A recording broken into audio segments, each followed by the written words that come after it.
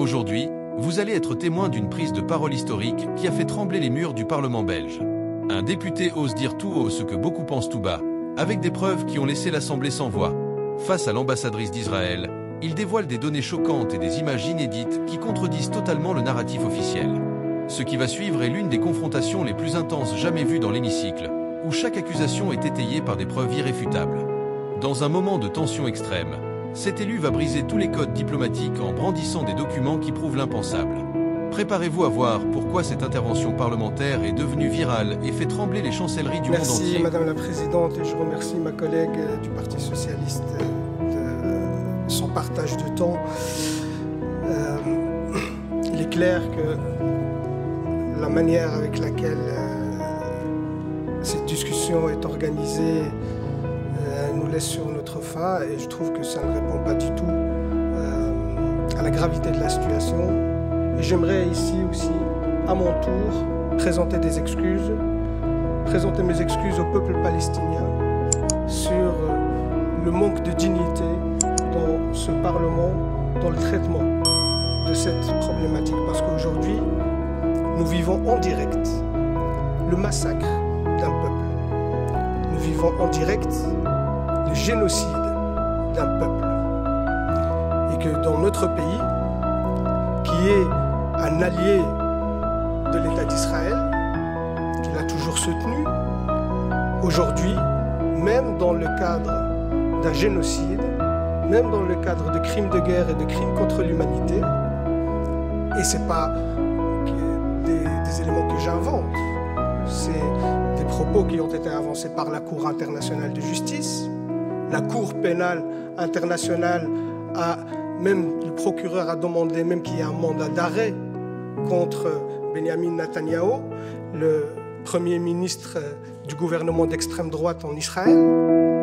Et face à tout cela, notre État reste insensible.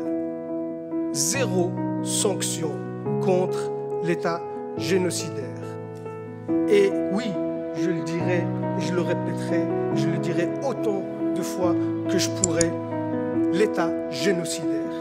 C'est parce que c'est exactement à cela qu'on est confronté aujourd'hui.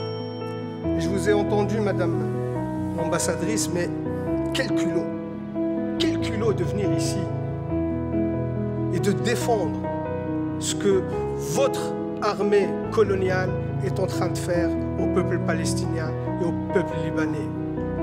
Quel culot de venir justifier vos crimes de guerre et vos crimes contre l'humanité.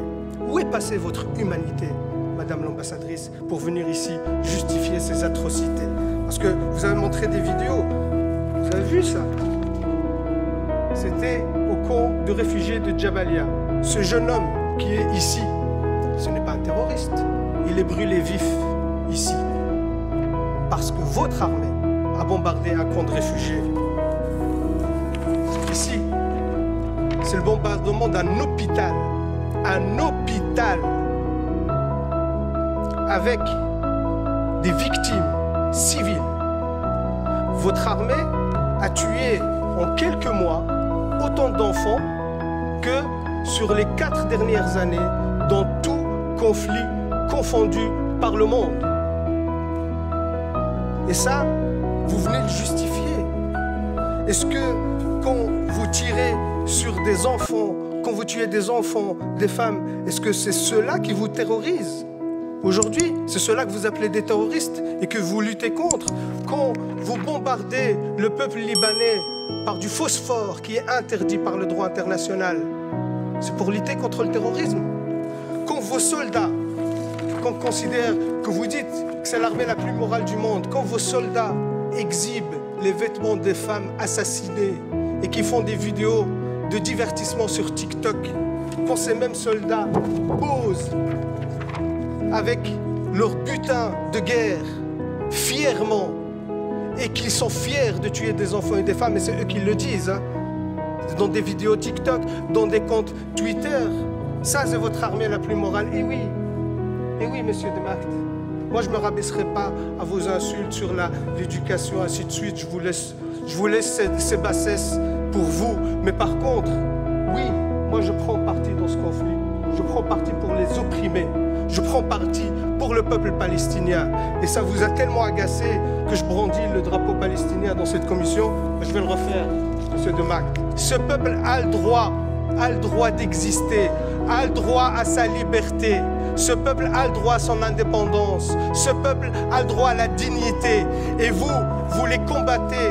Vous faites un nettoyage ethnique. Vous faites un génocide contre le peuple palestinien sous prétexte de lutte contre le terrorisme, alors que c'est vous, l'armée la plus terroriste dans la région. C'est vous les vrais terroristes. C'est vous qui colonisez la Palestine depuis 76 ans. 76 ans. Il n'y avait pas de 7 octobre depuis 76 ans.